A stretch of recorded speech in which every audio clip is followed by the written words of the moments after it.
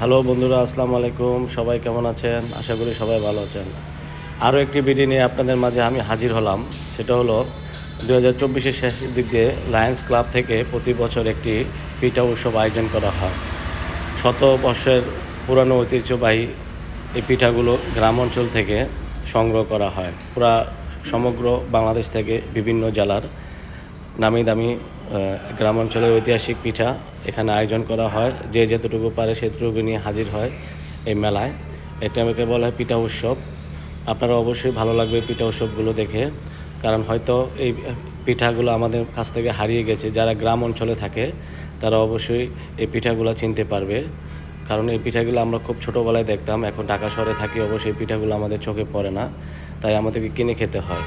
কিন্তু গ্রাম অঞ্চলের ঐতিহ্যবাহী এই পিঠাগুলো খুবই ভালো লাগে। যখন গ্রামে যেতাম ছোটোবেলায়, তখন গ্রামের চাচিরা, মারা, খালারা খুব সুন্দর করে শীতের সময় এই পিঠাগুলো তৈরি করতে খুব কষ্ট সহকারে।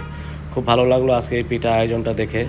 যারা আয়োজন করছে তাদেরকে অনেক অনেক ধন্যবাদ। আর যারা আমার এই ভিডিওটি দেখছেন দেশ বিদেশ থেকে, প্রিয় ভাই ও বোনেরা, সকলকে অনেক অনেক ধন্যবাদ ও শুভেচ্ছা রইল। আশা করি আমার ভিডিওটা যদি ভালো লাগে অবশ্যই আপনারা একটু বেশি বেশি করে লাইক, কমেন্ট, শেয়ার করবেন, কারণ আপনাদের একটি শেয়ারের মাধ্যমে আরেকজনের এই ভিডিওটা দেখতে পারবে। আর ভিডিওটা যদি ভালো লাগে অবশ্যই একটু শেয়ার করে দেবেন। তো বন্ধুরা, পিঠা উৎসবের আয়োজনটা কেমন হয়েছে অবশ্যই আপনারা নিচে কমেন্ট বক্সে জানিয়ে দেবেন। তো বন্ধুরা, সবাই ভালো থাকেন, সুস্থ থাকেন। আসসালামু আলাইকুম।